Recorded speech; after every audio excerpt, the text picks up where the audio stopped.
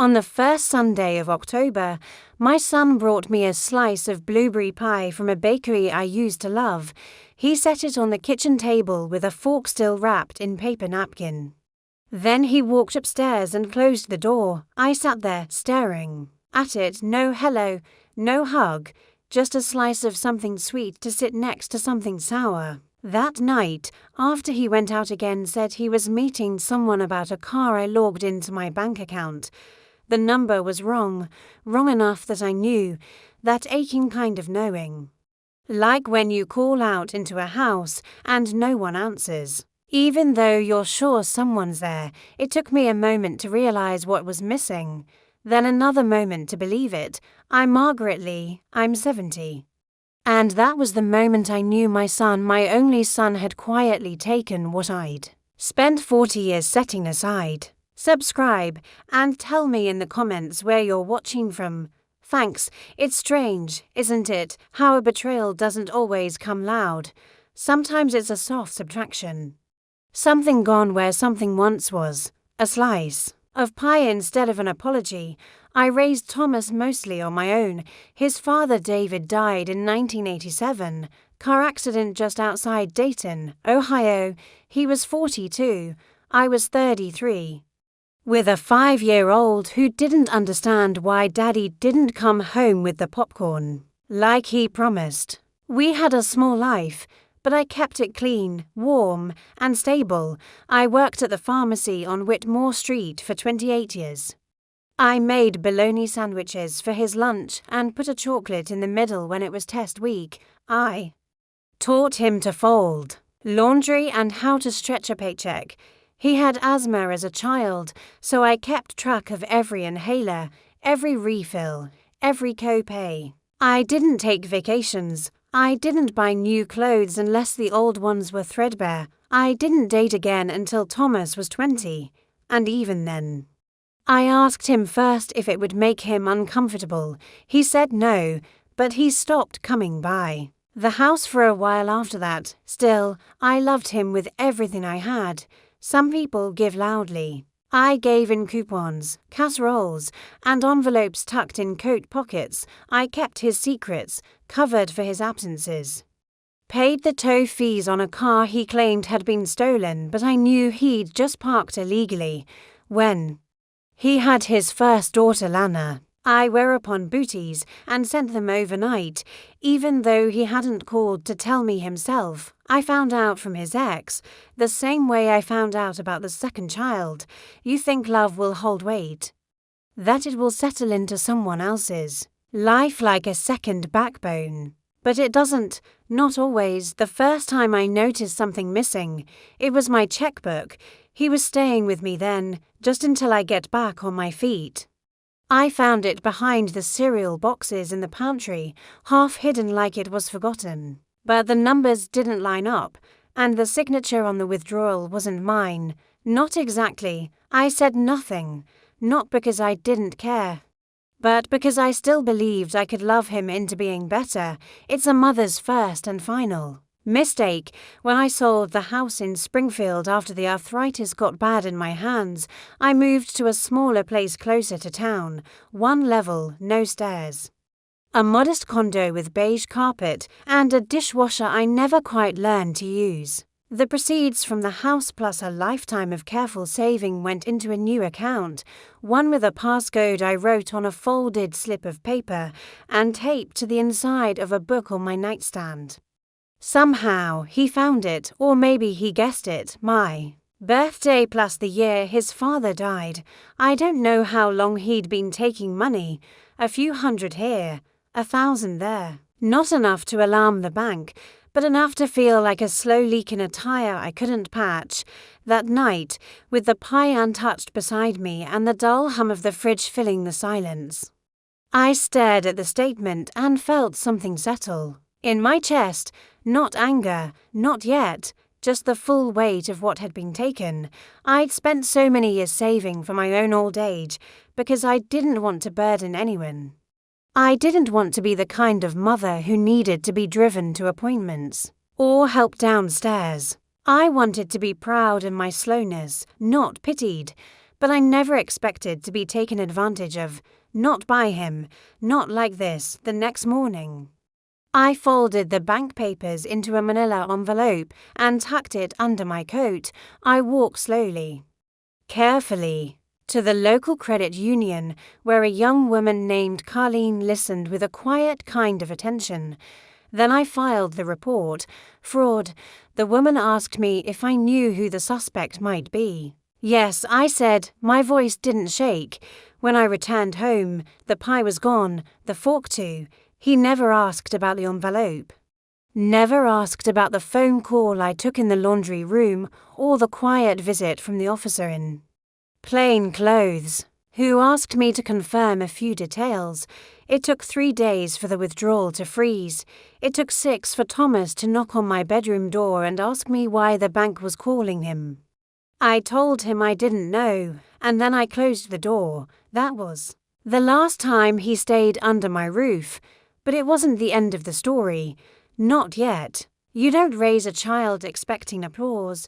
You do it because that's what love is: repetition, routine, and remembering. Remembering that they like their toast with the edges cut off. Remembering which stories calm them down when the fever won't break. Remembering to smile when your body is sore and you'd rather lie down than pack another school lunch. I gave him my remembering. Thomas was born on a cold March morning in 1982.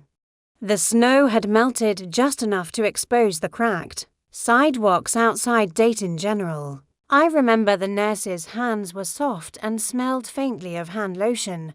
I remember my husband holding my ankle with a kind of reverence, like I might break. And I remember the way Thomas cried, strong, defiant, like he already had something to say. He never liked the quiet. Even as a baby, silence made him uneasy. He wanted music, stories, a voice, mine. When David died, the world split in two. The before and the after. And in the after, there was no room for indulgence. I couldn't afford grief in its full form. I folded it small, tucked it behind the cereal in the pantry and under the laundry detergent. And I worked the pharmacy. Paid just enough to keep the lights on. I started as a cashier and worked my way up to inventory manager. I'd leave notes for Thomas on the kitchen counter in the morning, and dinner in the fridge wrapped in foil. Tuna casserole, meatloaf, spaghetti, always enough to stretch into lunch the next day. On Saturdays, I'd take him to the library, not because we had the luxury of free time, but because books didn't cost anything. He liked the animal section. Dinosaurs, mostly. He'd sit with his legs crossed, tracing the illustrations with his finger while I paged through second-hand job listings. I remember one year, he wanted to be a triceratops for Halloween. We didn't have the money for a costume, so I stayed up for nights sewing green felt onto a hand-me-down hoodie. I made horns from old toilet paper rolls and painted them with white out. He won a ribbon at the school parade. He didn't thank me, but I didn't expect it. I found that motherhood is a quiet kind of servitude. You keep pouring, even when your cup is bone dry. You give up weekends, sleep, companionship, and the soft pleasures of early adulthood, all without receipts. When Thomas turned 16, I gave him the keys to our old Toyota.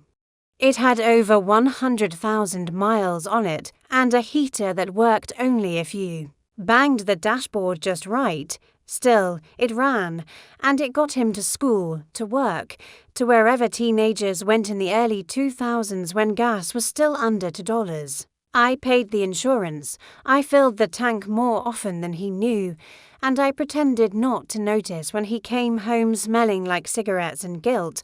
Later, when he dropped out of community college after one semester, he told me it was a waste of time, that he could figure things out on his own. I bit my tongue, told him he was smart enough, told him I believed in him. I did. He moved out when he was 23. Moved back in at 27, after the breakup with a woman I never met. I remember he brought a duffel bag and a box of mismatched dishes. I made him to that first night and washed his sheets in lavender detergent. We never talked about why he'd come back. I didn't ask. That was part of the deal. Over the years, I helped him with rent, paid a few late phone bills, gave him a loan for his second car that was never repaid. On his 35th birthday, I gave him the last $200 in my savings, tucked inside a card with a cartoon dog holding balloons. He said he needed it for something important. I didn't ask what. When his first child was born, I wear upon a blanket, yellow and soft, with little ducks stitched into the border. I mailed it with a note that said, "For Lana, love." Grandma, I waited 3 weeks for a call that never came. I didn't see her until she was almost 2. They came by unexpectedly one afternoon. She was quiet, serious, looked just like her father. I remember trying to coax a smile out of her with a wooden toy I'd kept from when Thomas was little. She didn't laugh, but she took the toy. I found it in the trash after they left. Still, I tried. I bought presents each Christmas, nothing extravagant, just what I could afford. Dolls, books, small dresses on clearance. I never knew if they fit.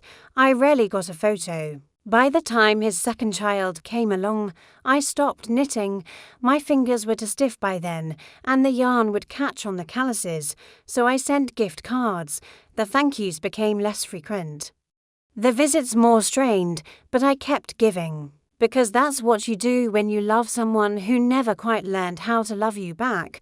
I carried him when he was sick, paid for his dental surgery when he was 34 and uninsured, covered his copay when he slipped at work and needed stitches.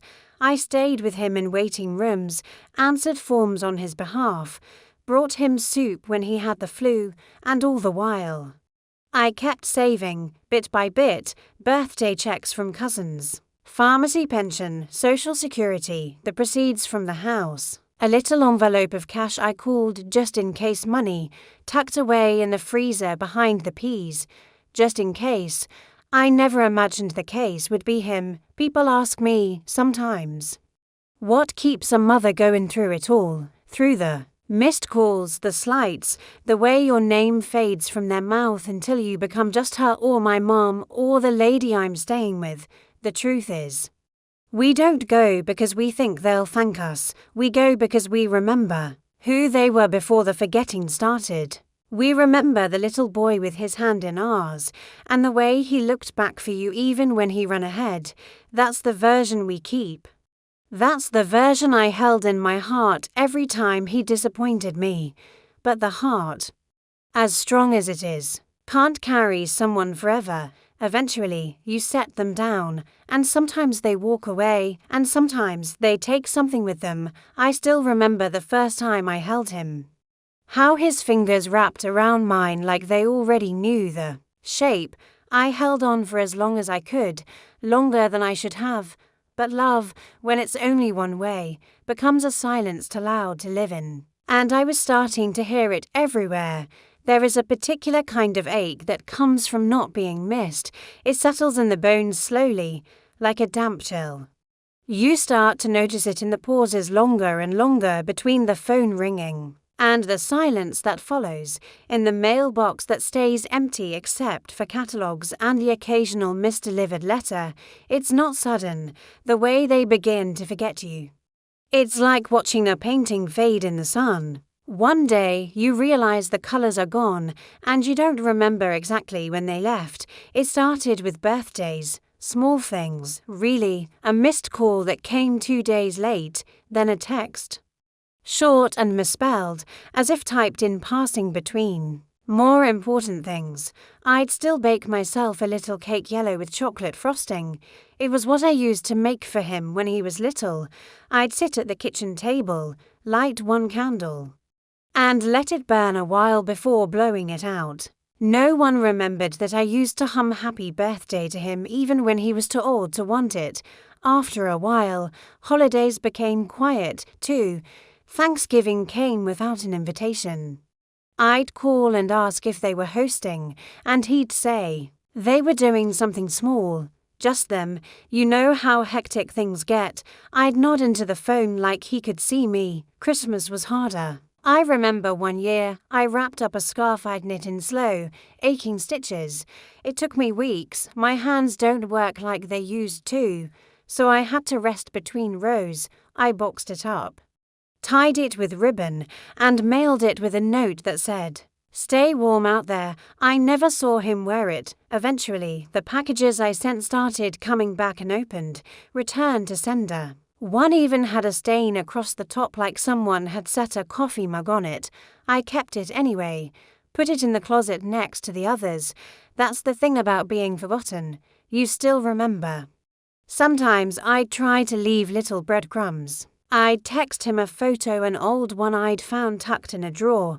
Him at 5, missing a front tooth, holding up a frog in the backyard. No response. Just the grey reed mark sitting under it like a period at the end of something. When I did get replies, they came in waves of pretense. Been busy, work's crazy, meant to call. I stopped believing any of it, not because I thought he was cruel, but because I knew he'd simply moved on. And when someone moves on without looking back, it's not always because they're running. Sometimes they've just rearranged their life in a way that no longer includes you. I saw photos online once through a cousin's page, birthday party for his youngest. Balloons, a cake shaped like a spaceship, 20 smiling faces. I wasn't one of them. There was a time when he would have asked me to bake that cake. When he'd call just to ask how long to boil the eggs, or if you could freeze banana bread. Those calls stopped, the questions stopped. One winter, I slipped on the porch while bringing in the mail. My wrist cracked when I landed. I sat there in the cold, breath fogging the air, the ground hard beneath me. I called him from the emergency room, left a message through the pain. He didn't call back until the following afternoon. Said he'd been tied up. By then, I'd already taken a taxi home and managed to open the door with my left hand. I ate soup from a can that night, trying not to cry as I spilled most of it down the front of my robe. I didn't tell anyone else. After a while, you stop expecting care from people who don't know how to offer it. You build your routines around absence. You talk out loud just to hear another voice, even if it's only your own. He never brought the children to visit. Not even once. I kept a small drawer with trinkets I thought they might like. Stickers, keychains, little puzzles from the pharmacy's discount bin. I'd add to it now and then, just in case they showed up one day and needed something to keep their hands busy. But the drawer stayed full. When he did visit, it was always brief. He'd look at his phone more than at me, talk about gas prices, a new job, a problem with his car. He'd open the fridge without asking, leave the bathroom light on, forget to take off his shoes. I used to think it was because he still saw this place as his home later. I realized it was because he didn't see me in it. The last time he stayed more than an hour was the week his license was suspended. He needed a place to sleep and someone to drive him to court. I cooked dinner, grilled chicken and rice, the way he used to like. He barely touched it. When I asked how the hearing went, he muttered something about the judge being a joke. Then he asked if I could lend him a few hundred until his next paycheck. I said I'd think about it. That night, I found the cabinet open where I keep my medication. A bottle had gone missing. I didn't say anything. The next morning, he left without goodbye, just the sound of the door closing and a car pulling out of the driveway. I sat in the kitchen, hands folded around a lukewarm cup of tea, and I thought, this is what it feels like to disappear slowly. Not all at once, not with a scream, but with a silence that widens day by day. I still sent birthday cards, still lit a candle for each year that passed, still bought wrapping paper in December, but I stopped waiting for the phone to ring. There were no harsh words between us, no final argument. Just a series of small abandonments that added up to something hollow. You can't point to a single moment and say, here, this is when the love stopped. It doesn't stop. That's the cruel part. It just becomes something else. I started to think of him not as my son, but as someone I used to know very well, someone I would have given everything for. Someone who, piece by piece, began taking, without looking back. The day I found out about the missing savings wasn't the first time he hurt me. It was simply the first time I admitted he might do it again. It happened quietly. Like everything else. No bang, no confession, no tearful call to admit what had been done, just a number that no longer looked right, a line on a screen, a transaction I didn't authorize. I'd been checking my account more frequently after the slip with the checkbook. Trust, once shaken, never quite settles back the same. It shifts under you, like old floorboards. I told myself I was being cautious, careful, maybe even paranoid. But there's a strange clarity that comes with age, the way you start to know things without having to explain them. There it was, plain as breath in cold air. $3,650 gone, pulled into parts, 2 days. A part, labelled as external transfer. It was a phrase that meant nothing and everything. No name, just a loss, neatly typed. I stared at the screen long enough for my tea to go cold. At first, I told myself it must be an error. The bank made mistakes, computers got it wrong. But deep down, something hollow twisted. Because I already knew who it was, it's one thing to suspect. It's another to be right.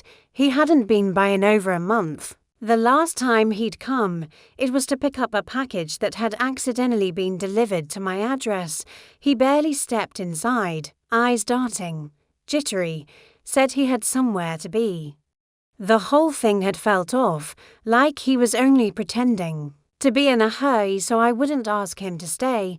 He'd hugged me, quick and tight, like he was holding something in. I remember his jacket smelled like gasoline and cologne. He asked if I needed anything offhand, like someone checking a box. I said no, but maybe I should have said yes.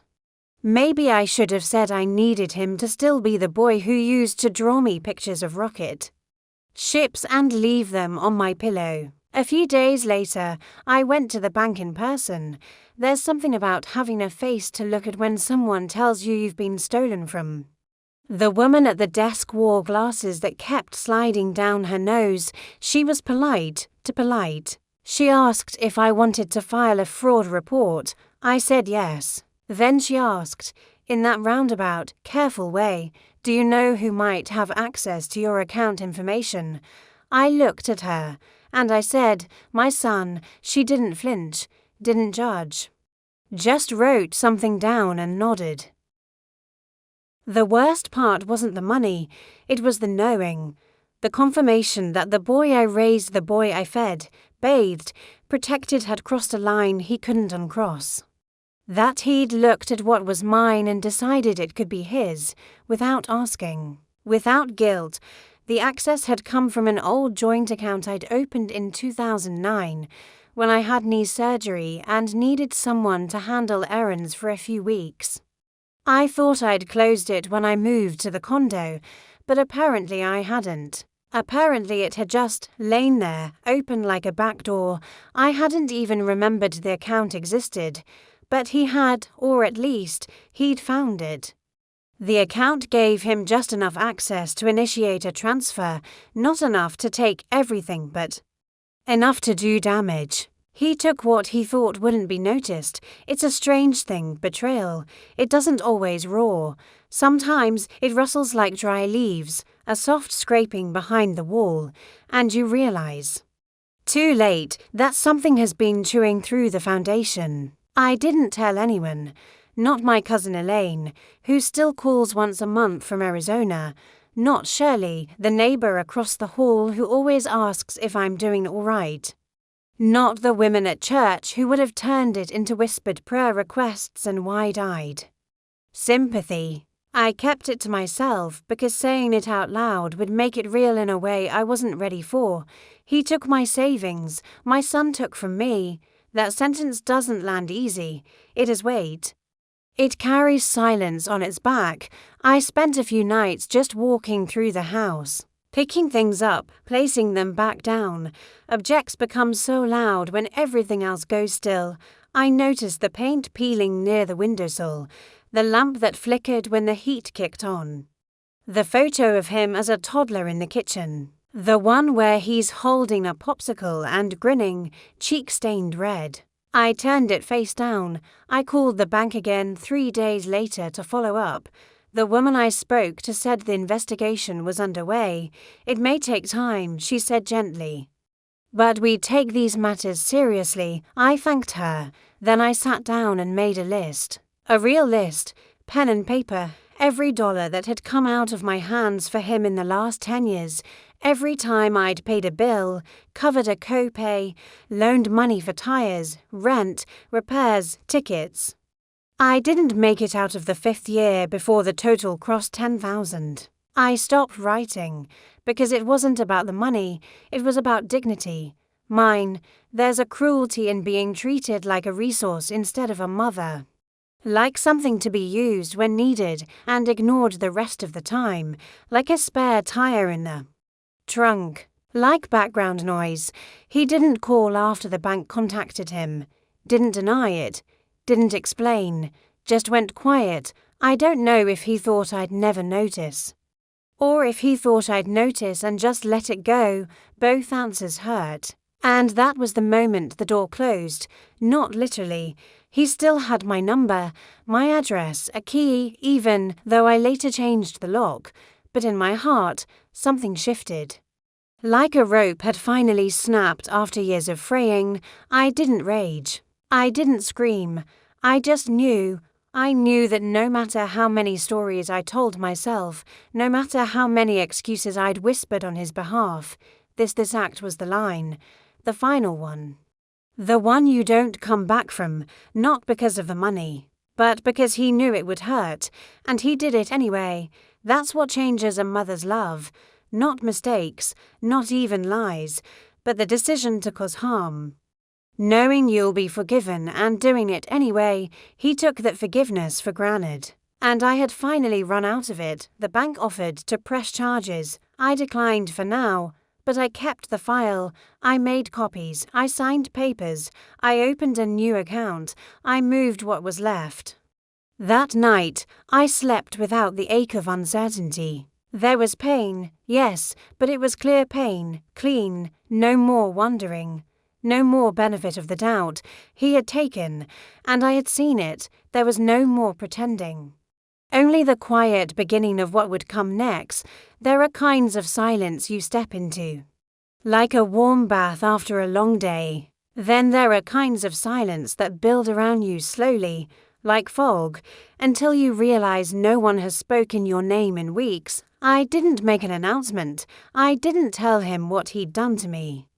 I didn't ask for answers or demand an apology. I just went still, and that stillness became a decision. After the bank calls stopped, I stopped checking my messages.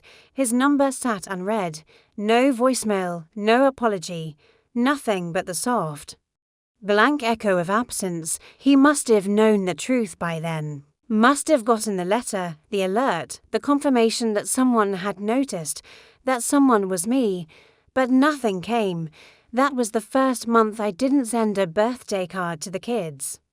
No gift cards, no wear-upon hats, no note in my careful, cursive handwriting with a little heart drawn beside my name. It was the only kind of protest I had left the withholding of care, quiet, invisible, and utterly unannounced.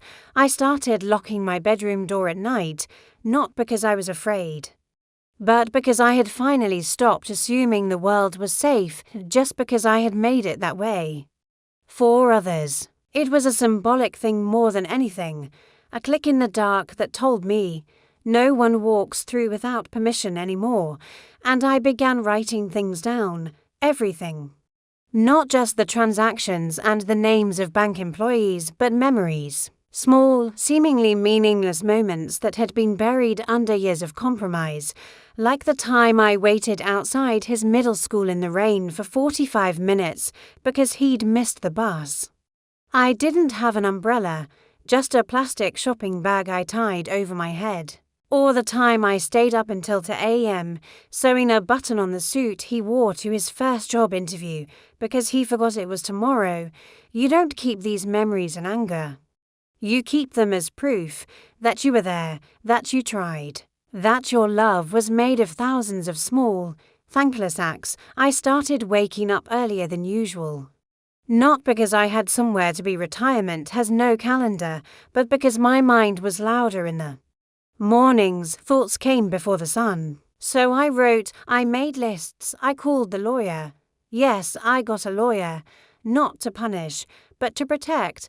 I'd never needed one before, but a friend from church recommended a woman named Lena, kind, sharp, quiet-spoken like me. She listened more than she talked. Didn't blink when I told her what had happened. She asked if I wanted to pursue legal charges. I said not yet. I wasn't ready for a war, but I wanted a fence. Something to keep the taking from continuing. Something official, something mine. We talked about wills, about power of attorney, about setting things in stone while I still had my faculties, which, by the way, are all intact, just slower these days, more deliberate. She looked over my paperwork, pointed out places where I'd been too generous. I hadn't realized I'd named him as my medical proxy years ago. That changed. I hadn't known how exposed my accounts were from the joint access I thought I'd closed. That changed too. I started making copies of everything, bought a fireproof safe, labeled folders. I became a record keeper of my own life. And in that strange, careful process, I began to feel something I hadn't felt in a long time. Control, not power, not revenge, just balance, like I had stepped back into myself after spending decades folded inside someone else's needs. I didn't call him. He didn't call me. Days stretched like quiet fabric, soft, uninterrupted. At first, it felt like a punishment I was inflicting on myself. Then, slowly, it became a relief. I planted tulips in the garden out back, ones I'd been meaning to try for years but never got round to. I organized my spice rack, started going for short walks again with my cane, even if it was only to the end of the block and back. Silence gives you space to remember who you are without them. I realized how many of my choices had been built around his life. I had arranged my weeks around his possible visits, kept food in the fridge that only he liked. I had delayed trips, skipped events, stayed home just in case he stopped by, always just in case. And now there was no case and no reason to wait. I went through old boxes and started sorting. Letters, receipts, school awards, the remnants of a life spent holding onto someone. I didn't throw them away, but I moved them to the attic. Out of reach, out of sight. If the past needs me, it can wait its turn like everything else. People talk about going no contact like it's a bomb drop, a final door slam, but mine was more like a window quietly shutting as the weather changed. I wasn't angry, I was finished. That's the difference. I didn't broadcast my silence. I didn't post about it, didn't tell the church ladies or announce it during coffee hour. I just became someone who didn't answer anymore. A week after I changed the locks, I noticed a car driving slowly past the front of the building one evening. Same model as his, same dent above the back wheel. He didn't stop, just kept going. I stood behind the curtain and watched it disappear down the street. I didn't wave, I didn't cry, I didn't even reach for the phone. What would I say? Why did you take from me? He'd say something soft, a reason, an excuse, a memory of how I always had his back. And maybe I did, but that back had turned one too many times. Some people think silence is cruel, but I've come to understand it as a kind of mercy. It spares both of us the performance.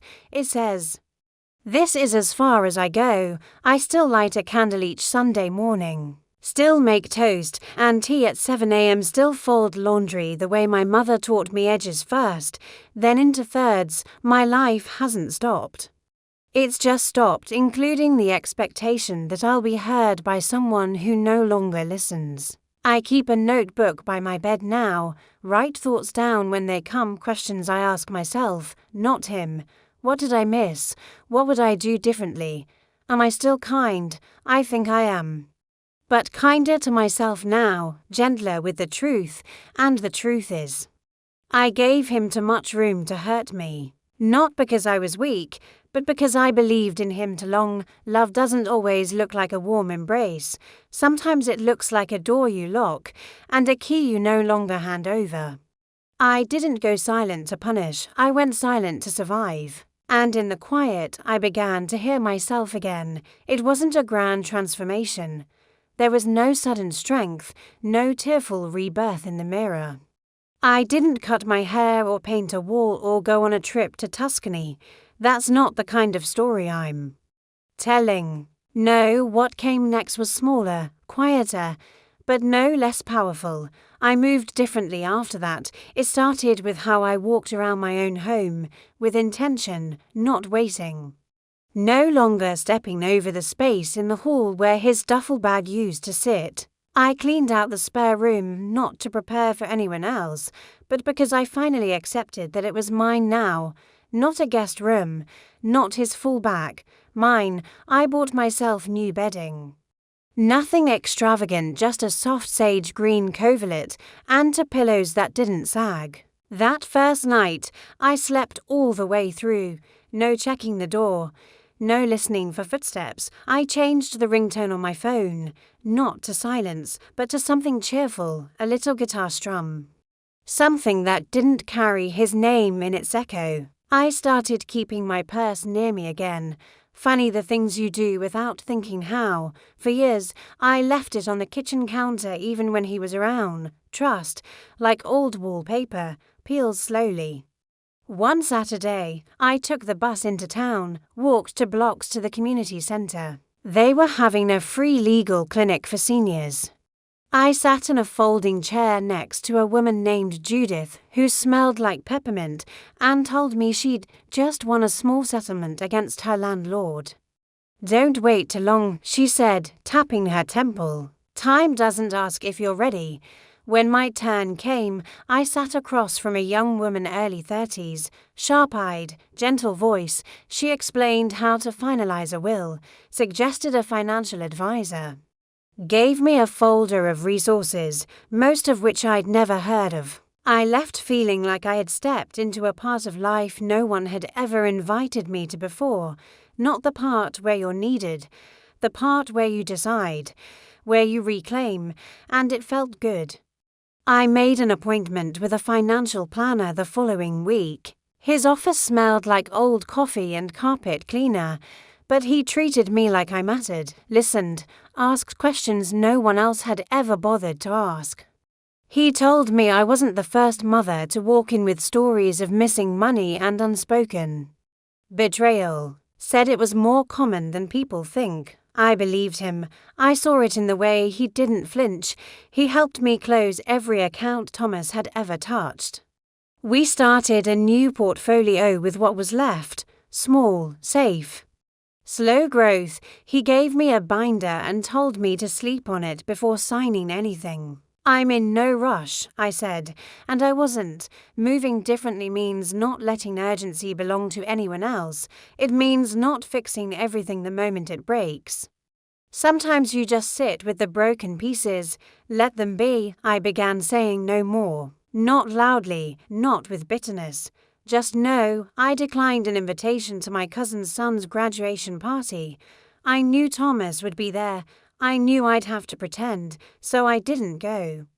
I sent a card with a crisp $20 bill and sat on my balcony that evening with a slice of lemon cake and a book of poetry. It was the first time I realized how much pretending had drained me, the pretending to be okay, the pretending to still believe he meant well, the pretending to smile through conversations where people mentioned his name and waited for me to beam with pride. There's a freedom in letting go of the performance. I found an old camera in my closet, one I hadn't used since before smartphones became the world's default memory keepers. I cleaned it, loaded film, and started taking pictures again. Not of people, of things, light falling through curtains, a chipped mug on the windowsill, my own hands, gnarled and veined, holding a tomato from the small garden I started on my balcony. Little proofs that life was still happening, and that it was mine. I moved the television out of the living room, replaced it with a table and chairs, not for guests, for me, for breakfast, for puzzles, for letters I'd started writing again.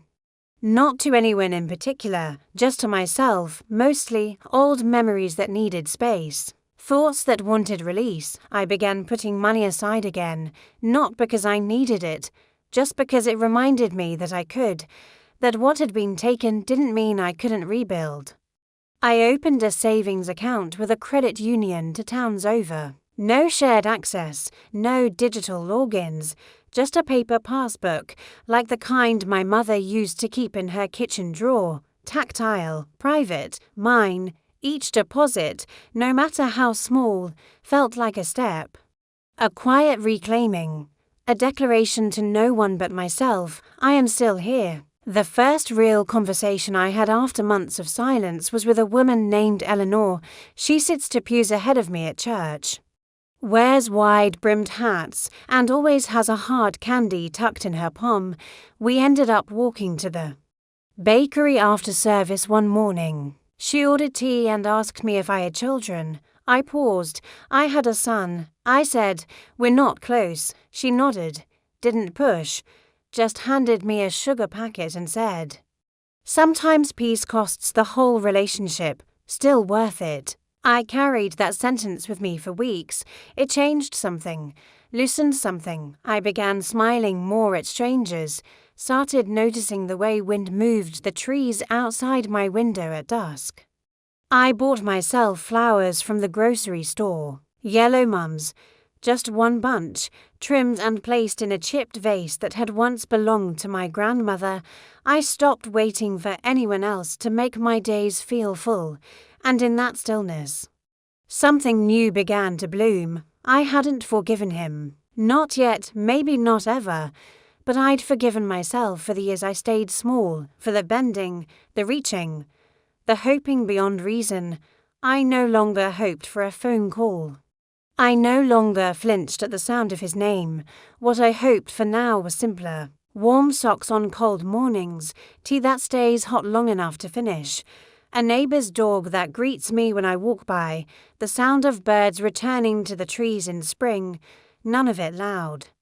None of it spectacular, just proof of life, my life. The one I started building the moment I stopped chasing the version of love that kept leaving me behind. There's a certain kind of quiet that only comes after a storm.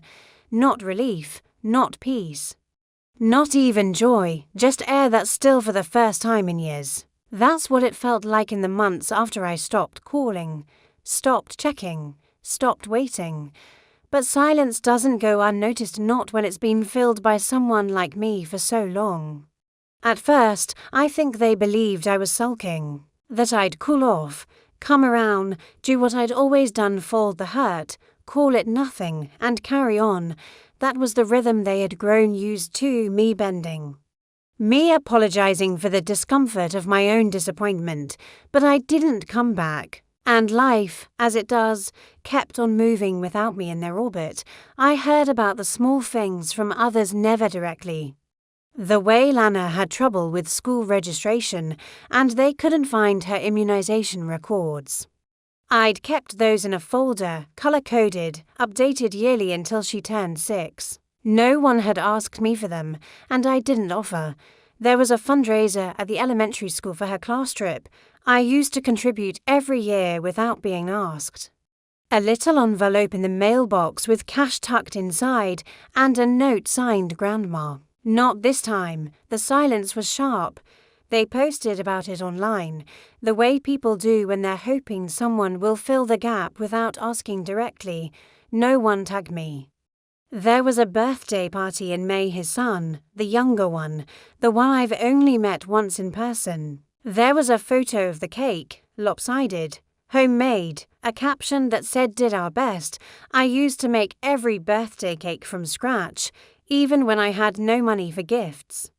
I made sure the cake was something beautiful. One year I shaped it, like a soccer ball, using to mixing bowls and icing piped from a sandwich bag. They never said it out loud, but they felt the absence, the steady hand, the meals that showed up when they were sick, the rides, the babysitting. The soft reminders, the money that arrived without fanfare when they just needed a little help until Friday. I know they felt it because I started getting messages from people around them. A friend of his, someone I hadn't spoken to in a decade. "Hey, just wanted to say we miss seeing you round," a vague kind of fishing. Then his ex Lana's mother sent a message through an old email address I hadn't checked in months, a polite, distant note asking if I'd be interested in coming to one of the school performances. It would mean a lot to Lana, she said. No mention of him, no apology, just an invitation folded inside a plea. I didn't respond. Not because I didn't want to see Lana, but because I'd learned by then that being used as emotional glue between broken people only ends in cutting yourself trying to hold it all together. When I stopped giving, the cracks in their lives stopped being sealed over, and slowly, they had to reckon with what they had taken for granted. I never bragged about what I did for them, that wasn't the point. But I see now how deeply I was woven into their daily fabric, not just as a mother or grandmother, but as a quiet infrastructure, the one who remembered birthdays, made dentist appointments, paid fees, kept receipts. I was their safety net. When I stepped away, they felt the fall. One of the neighbors, Pam, from down the hall told me she saw Thomas in the building a few weeks back, standing outside the main door, holding something wrapped in a plastic bag. He didn't buzz, didn't knock, just stood there for a while, then left. I don't know what he brought. I don't much care. Whatever it was, it stayed with him. I still hear from Eleanor, the woman from church. We meet every other Sunday for tea now. She told me once that when her daughter cut her off, it was like losing a limb. You keep trying to use it, even though it's not there anymore. I told her mine was still attached. It had just gone. Numb, she laughed, said, "Better numb than bleeding." I think she's right.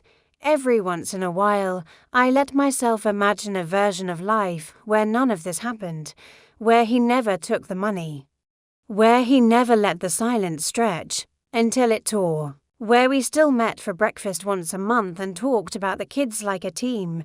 But even in that fantasy, I feel tired, because the truth is, I gave more than I should have.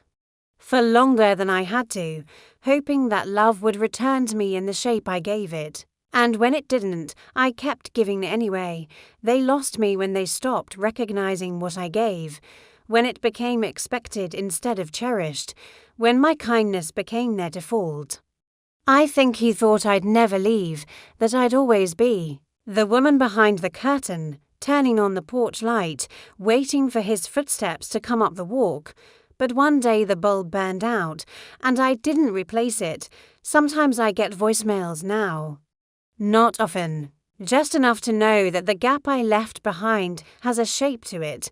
A voice saying, "Just checking in," or "let me know if you need anything." I don't return them. Not because I'm angry, but because I'm finally done living in response to someone else's choices. I don't want anything from them anymore. Not closure, not a redo, not even an apology.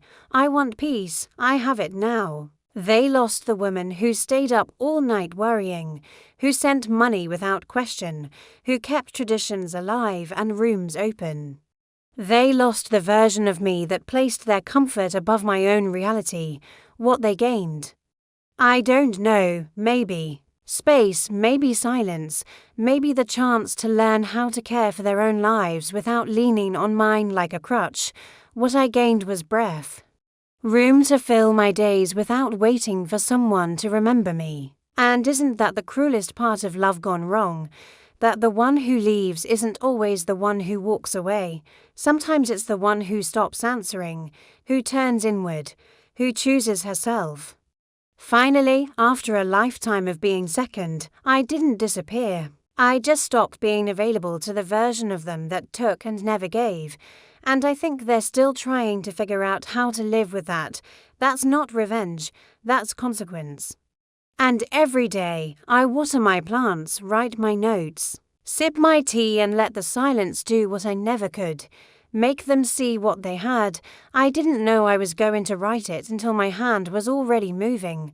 It was late, a Tuesday, I think. The kind of evening where the air feels flat and still, and the world outside your window doesn't seem to belong to you. I was sitting at my little table by the window. The one with the chipped corner and the scratch marks from years of sorting keys and change and raise. There was an open envelope in front of me, junk mail from a charity I used to donate to. I'd opened it without thinking, stared at the return card, and then flipped it over, and then I started to write, not to him, to myself, to the woman I had been for too long, the one who gave everything and asked for nothing.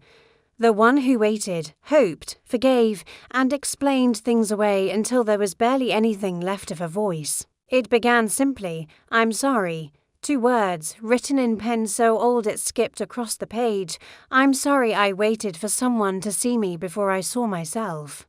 I'm sorry I let your needs come before my exhaustion, that I cooked when I was too tired to stand, that I loaned money I didn't have, and stayed quiet when I knew the truth was louder than your lies. I'm sorry I thought love meant staying, no matter how deep the silence grew.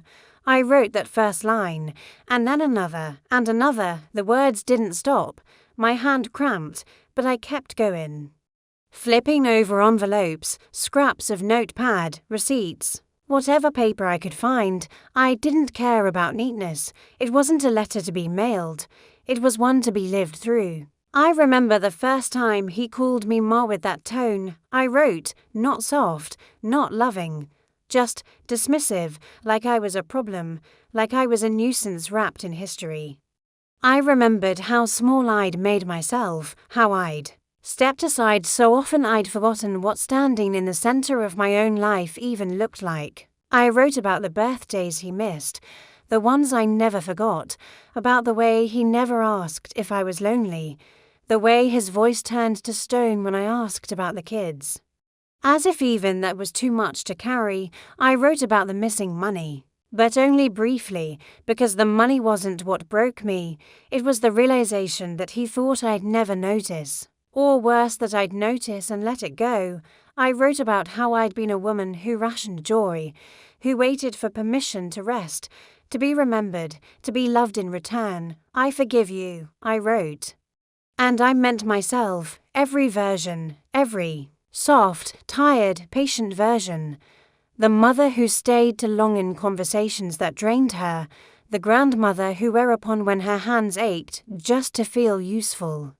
The woman who kept setting places at the table that no one ever filled. I sat back and looked at the pages. There were 7, maybe 8, scattered across the table like puzzle pieces. None of them made a full picture, but all of them were true, and then I lit a match. Not in anger, not in grief, just in release. One by one, I fed the pages to a ceramic bowl I used to use for Sunday popcorn. The flames licked the corners, curled the paper inward, turned every word into ash. I opened the window and watched the smoke drift upward, light and shapeless. There's something holy about letting go without needing to be witnessed. No grand declarations, no confrontation. Just truth, felt fully and then allowed to leave, afterward. I made a cup of tea, sat quietly on the sofa. My knees ached, and I let them. My back stiffened, and I let that too. There was no fixing, no correcting. Just being. That was the night I stopped asking who I was without them. And started answering. I am a woman who survived disappointment. Like weather, slow, unrelenting, familiar, I am a woman who learned to recognize the sound of her own needs. I am a woman who thought being good meant being small. Until she realized that goodness without boundaries is just another form of surrender. That letter didn't fix anything. It didn't bring him back. It didn't rewrite the past. But it marked the moment I stopped needing him too. The next morning, I opened my closet and packed a small bag. Just enough for 3 days, a clean blouse, my walking shoes, a paperback novel, a photograph of my mother that I hadn't looked at in years. I took a train to a lakeside and I'd read about in a magazine once, checked in under my full name, slept under thick white sheets in a bed that smelled like lavender, ate alone at a table by the window and didn't look at my phone once. I walked along the shoreline and thought of nothing. Not him. Not them, just the way the water kept reaching. The rocks and retreating again. I didn't talk to anyone. Didn't explain myself. It felt good to be no one to anyone for a while. On the last day, I wrote in a new notebook. Just one line. You were never invisible, you were just a quiet. To be heard by the wrong people. When I returned home, I didn't feel triumphant. I felt whole, not loud, not blazing, just full enough to carry on. A week later, I received a letter in the mail, no return address. The handwriting familiar, slanted to the left like his always. I didn't open it. I didn't need to, whatever it said. It came too late to matter. Because the only letter that changed me was the one I wrote to myself, the one I burned. The one that left behind no trace, but truth. Sometimes healing isn't about rebuilding the bridge. Sometimes it's about walking the shoreline alone and deciding you never needed to cross it again. My days are slow now, and I've come to find them beautiful. I wake up before the sun, not because I must, but because I like to watch the way morning unfolds. It starts with a pale blush through the curtains. Then the distant sound of tires on wet pavement. The kettle starts to sing, and I take that as permission to begin. I've rearranged the kitchen, moved the mugs to the lower shelf so I don't have to stretch. I keep a small radio on the counter now into classical, mostly. Sometimes I hum along. Soft enough that even the walls don't hear me. There's a rhythm to this life. Not busy, not loud, just mine. Mondays are for dusting, Tuesdays for laundry. I water the plants on Wednesday, even the little succulent by the window that barely needs me. Thursdays I walk, slow and steady, to the corner store for eggs and bananas, and whatever else I can carry in my little blue cart. Fridays are for reading. Saturdays for nothing at all. Sundays I go to church. I sit near the back where the light filters in through coloured glass, casting soft reds and blues across the pews. I don't pray for reconciliation anymore. I pray for quiet minds, steady hands, strong knees, and the grace to hold my own heart gently. I never imagined I'd find this kind of peace. Not after everything. But here it is. I still keep his number, saved not because I expect a call, but because deleting it would feel like carving something out of bone. I don't look at it. I don't scroll through old messages. It's just there, a closed door I no longer try to open. Every now and then I hear updates in passing, through a cousin or a neighbour, or in a casual mention from someone who doesn't know what happened. Thomas is doing all right. They say, or his oldest is in middle school now, can you believe it? And I smile, nod, say something polite. They don't know the ache has passed, the longing too. What remains is something quieter, something simpler, acceptance. I used to think letting go meant losing something. Now I know it just means making room for soft mornings, for buttered toast and chamomile tea, for grocery clerks who learn your name, for late afternoon naps with a blanket tucked under your chin. For small joys that ask for nothing in return. I've started writing again. Little notes, mostly observations, the things I notice when I'm not consumed with being needed. There's a squirrel that visits my balcony every morning. Same time, same path. He pauses on the railing like he owns the place. I leave him crumbs. He never says thank you, but I don't mind. He reminds me that life goes on, unbothered, unbeholden. I've made friends with a woman in the building next door. Her name is June. We sit in the courtyard some evenings, wrapped in our cardigans, watching the sky change colours. She told me once that she used to be a nurse, and that her daughter doesn't visit much anymore. I didn't press, we just sit, sometimes with words, sometimes without. It's enough. There are no dramatic turns here, no confrontations, no big reunions, just a slow return to self. I used to look at my hands and see work, scrubbing, holding, reaching, mending. Now I see them resting on my lap, palms up, as if to say, I've done enough. And I have. It's funny, the things that stick with you. The smell of soup on the stove. The softness of a worn dish towel. The way sun lands differently in October than in June. None of them loud, but each one saying, you're still here, and that's what matters now. Not who comes back, not who remembers. Just that I'm here with breath, with time, with space. That no one else fills unless I invite them to. I don't carry resentment. It's too heavy. I've folded it up and put it away, like an old coat that doesn't fit anymore. Some days I still reach for it out of habit, but mostly I leave it. Where it is, I've forgiven myself for not knowing sooner, for believing too long, for giving too much, for trying to earn something that should have been freely given, and I've made peace with the fact that some people only see you when they need you. That doesn't mean you're invisible. It means they don't know how to look, but I do. I look at myself now with a kind of softness I never gave myself before. I see a woman who loved deeply, who stayed long after the light had gone out, who carried more than she should have and still found a way to stand tall in the end. I don't want for much these days. Just good health, warm socks, a reliable kettle. A few people who know my name and smile when they see me coming. That's wealth. To me, I used to dream of being remembered. Now I dream of being at peace. I don't need a call. I don't need an apology. I needed to find myself again, and I did, in the quiet, in the space left behind, in the slow. Steady beat of a life lived for no one but me. I wasn't angry. I was finally empty, and that was beautiful. Sometimes I wonder if he'll ever truly hear this, not the facts, he knows those. I imagine, in whatever quiet moment he is late at night after the house has gone still and the kids are asleep, he remembers the numbers, the missing dollars, the weight of my silence that followed. But facts are dry things, they don't hum in your chest the way truth does, and truth, real truth, often lives in what was never said, so if you're still listening, if you've made it this far. Thomas, then I want to tell you something I never said.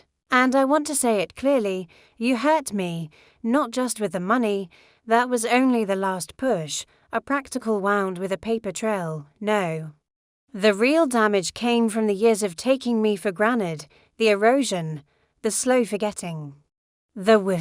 I sat by the window waiting for holidays that passed without you, the way you opened my fridge without saying hello, and left without saying goodbye, the way you came to me not with tenderness. Not even with truth, but only when you needed something. There were so many moments you could have reached for me not as a resource, but as a daughter might reach for her own mother in kindness. You didn't, and I grieved that, but I don't tell you this to shame you. That part's over. I'm telling you this because you need to know what it costs to love without being seen. And how long a person can carry the weight of being invisible. Before they finally set it down, I did love you. Completely, I loved the boy who wore Velcro shoes and asked 100 questions before bed.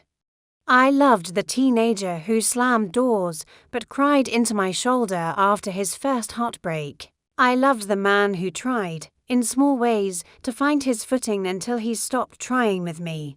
Even now, After everything, I don't regret the years I gave, the meals, the rides, the sweaters. The scraped knees I kissed, the birthdays I planned when you forgot my own. I just regret not giving some of that love back to myself. That's what I've learned. It isn't selfish to stop pouring into someone who treats your presence like running water. It's necessary. You never had to be perfect. You just had to be real with me. And maybe you didn't know how. Maybe you learned, too young, that needing someone meant giving up control. Or maybe you never fully grew out of the idea that your mother was supposed to catch you. No matter how many times you let go, I used to think my silence would scare you into seeing me. That withholding would make you reach out, that if I stopped showing up, you'd start remembering who I was. But silence doesn't teach unless the other person is listening. I don't know if you ever really listened, and maybe that's the hardest part, because I was always talking to you, in my own way, in casseroles left in your fridge. In last-minute babysitting when you were in a bind, in text messages you never responded to but I still sent anyway, just so you'd know I remembered. Even now, I'm speaking to you. I suppose that's what this is, in the end, not a story, not a report, not revenge, just a voice in the dark, hoping to become light again, if you're still listening. I hope you've changed. I hope you're trying to show up differently for the people who rely on you. I hope your children never have to wonder if you see them. I hope they never have to write a letter you never read. And if they do, if they grow up and find their own silences, I hope you understand how you got there. I hope you take responsibility. I hope you look inward. Because the worst thing I ever did wasn't filing the report, it was waiting too long to protect myself. But I have now. And that's the part you don't get to undo. I'm not bitter. I'm not hardened. I'm simply not standing at the door anymore. You don't owe me an apology. You don't owe me reconciliation. I don't need a phone call or a letter or some grand gesture. I just want you to understand that I'm gone in the way that matters most, not moved, not missing, just no longer yours to lean on. It took me nearly 70 years to understand that I am allowed to choose myself, that boundaries are not walls, they are doors that lock for a reason. They are fences that say, this is where I end and you begin, and I am no longer afraid to lock mine.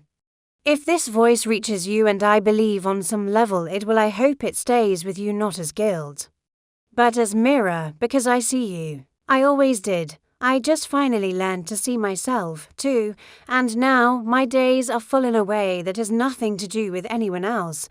I talk to June in the courtyard about nothing important. I bring baked goods to the front office just because. I write in my notebook when the sky turns pink and the world feels hushed. I sit with my silence and find comfort in it, not punishment. I no longer measure my life by who shows up. I measure it by how deeply I've learned to be present with myself. You can't lose someone who has already found herself, and I have. You may hear that as loss. I don't. I hear it as homecoming. So if you're still listening, Thomas, I hope one day you get there too, but whether you do or not, I'll be here, still whole, still soft, still quiet, and still enough.